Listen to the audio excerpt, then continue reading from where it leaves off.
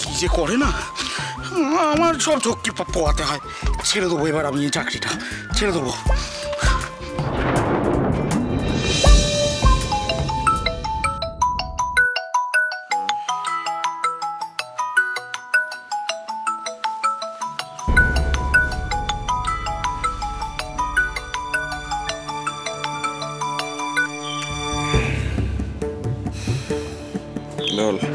এই তুই কোথায়?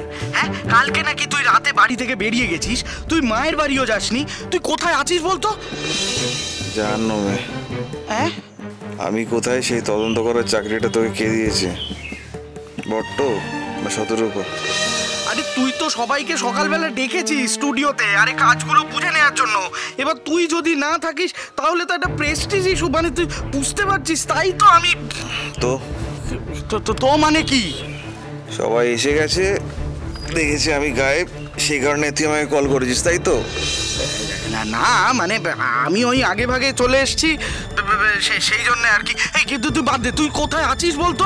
শোন লাইরি, যারা তোকে আমার উপর নজরদারি করার জন্য বলেছে, মাইনেটা কিন্তু তারা দেয় না। এই না না না, মানে অরুণ, আমি মানে তুই একটু, আমার কথাটা শেষ হয়নি এখনো লাইরি।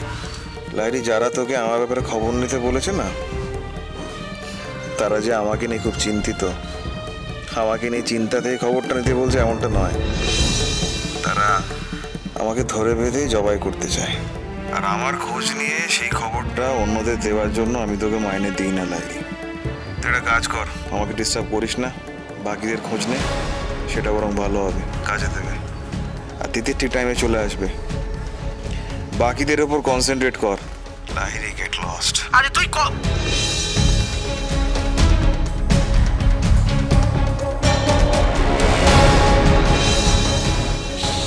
দেরি হয়ে গেল। মা, বাবা, আমি আসছি। ও মা, তুমি এত তাড়াতাড়ি চলে যাচ্ছ? খোকাও ঘোড়ায় দিন দিয়ে বেরিয়ে চলে গেল, কিছু খেলো না, বললো অফিসে কি জরুরি কাজ আছে। বাবা তুমিও চলে যাচ্ছ?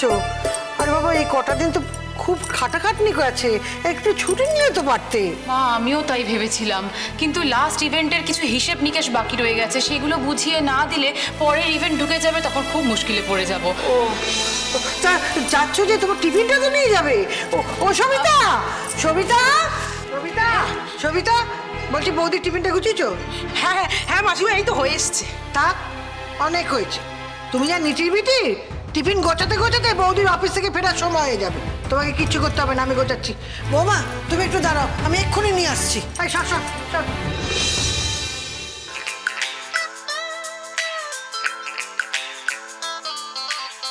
সুবীরের ফোনের রিং না, কিন্তু এই সময় ঘরে কোত্থেকে বাজবে?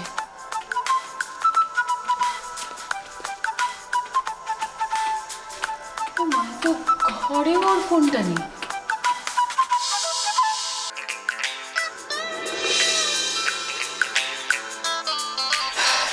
দেখেছো, ফোনটা এখানে চার্জে বসিয়ে রেখেও চলে গেছে। এত তাড়াহুড়ো করে না অফিস বেরোনোর সময়। এমনিতেও আমাকে অ্যাভয়েড করার জন্য সব। সুমিতাভ বাবু ওর অফিস করিক না? যা, ফোনটাই কেটে গেল।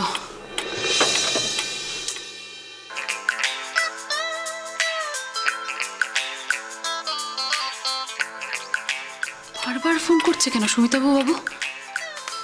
কোনো কাজের এমার্জেন্সি হলো না তো?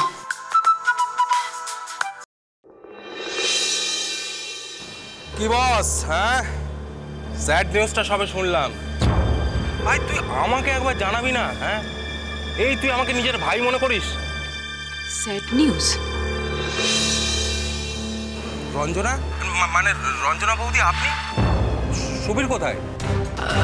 আসলে সুবীর ফোনটা চার্জে বসিয়ে রেখে ভুল করে বেরিয়ে গেছে, কিন্তু হ্যাঁ, ভুলের আর দোষ কি? ওর সাথে যা হয়েছে তারপরে কি কারোর মাথার ঠিক থাকে? তাও ভালো বেরিয়েছে, একটু হাওয়া টাওয়া খেয়ে আসুক। হ্যাঁ, আমার সাথে হলে যে কি করতাম, ডিপ্রেশনে হয়তো 1 মাস বিছানা ছেড়েই উঠতে পারতাম না। মানে কিসের ডিপ্রেশন? চ্যাটার্জি বাড়ির মেয়েদের সাজানো, লুকানো, হারানো ইচ্ছেগুলোর গল্প চ্যাটার্জি বাড়ির মেয়েরা। দেখুন সোম থেকে শনি সন্ধ্যে 7টায় আকাশ 8-এ।